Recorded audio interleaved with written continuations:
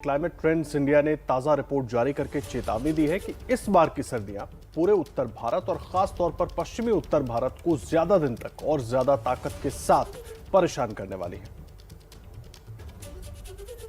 मैं इस वक्त मौजूद हूं देश की राजधानी दिल्ली के बाबा खड़क सिंह मार्ग पर और यहां पर लगा है राजधानी दिल्ली का सबसे बड़ा स्मॉग टावर है। 20 करोड़ की तकरीबन लागत से ये स्मॉग टावर जो है राजधानी दिल्ली में बनकर तैयार हुआ है।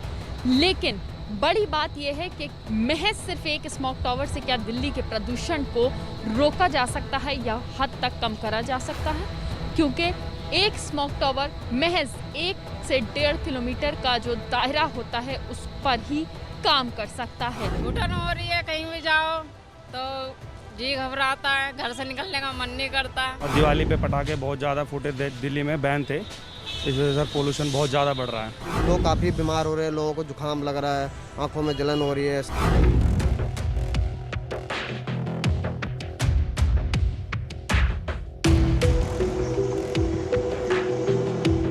क्लाइमेट ट्रेंड्स इंडिया की रिपोर्ट में जो खुलासे किए गए हैं वो दिल्ली ही नहीं पूरे उत्तर भारत को परेशान करने के लिए काफी है।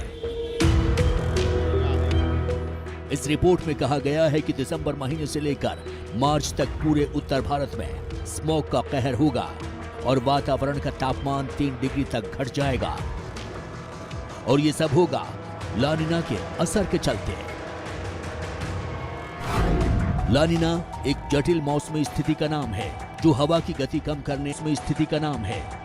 गति कम करने, वातावरण के तापमान को गिराने और प्रदूषण की स्थिति को बदतर करने का काम करता है।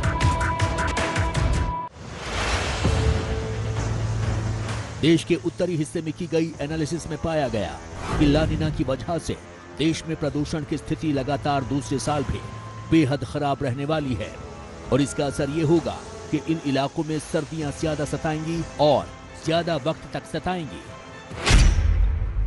ला नीना के असर को बढ़ाने में दिल्ली के आसपास मौजूद राज्यों में पराली जलाए जाने का योगदान भी पिछले साल से ज्यादा रहेगा। इस बार मानसून के देर से खत्म होने की वजह से खेतों में अभी तक फसल खड़ी है और दिसंबर महीने में जाकर कटाई पूरी हो जाएगी। तब पराली जलाने का जो सिलसिला शुरू होगा वो पूरे इलाके को गहरे धुएं से ढक देगा और हवा की गति को कम कर देगा, जिससे पूरे उत्तर भारत में स्मॉग की गंभीर स्थिति पैदा होगी और इसके साथ ही पैदा होगी सांस की परेशानियां और उससे पैदा होंगी बीमारियां।